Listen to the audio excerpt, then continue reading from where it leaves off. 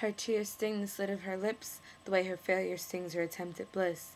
The outgoing tide painfully reminds them about everything they'll miss. They kiss, exchanging silent secrets. They kiss, apologies for mistreatment. They kiss, allowing their souls stuttered secretion. They kiss.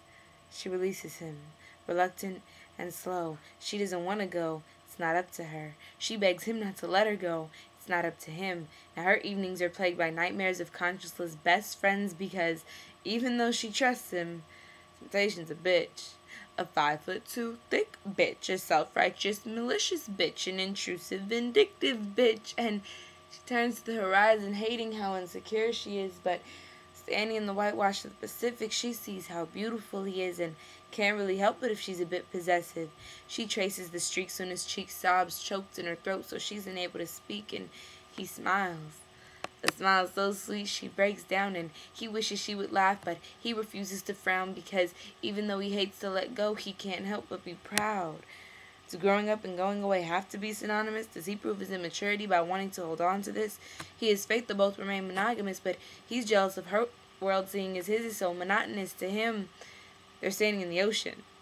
To her, they're creating a poem. He sees the eyes is closed, she sees the mind is open. To him, the sun has set. To her, the moon has risen.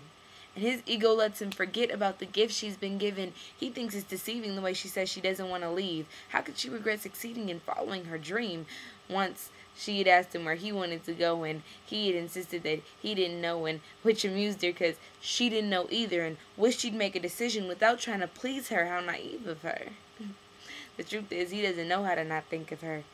The truth is, he doesn't know how to not think of her. He tries to speak to her, but can't clench his jaw, convinced the tears will seem weak to her, so he attempts to be strong and hates himself for trying. How can he worry about his manhood while the one he loves is crying?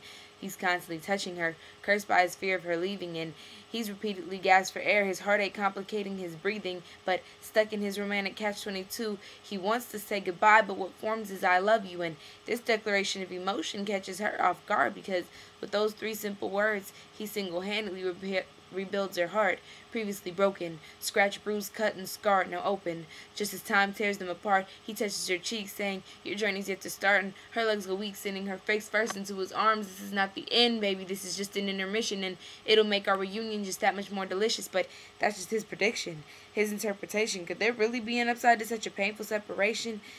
She can't face him, so she goes on to shore with the tide, sighs, wipes her eyes, and carves. Until next time.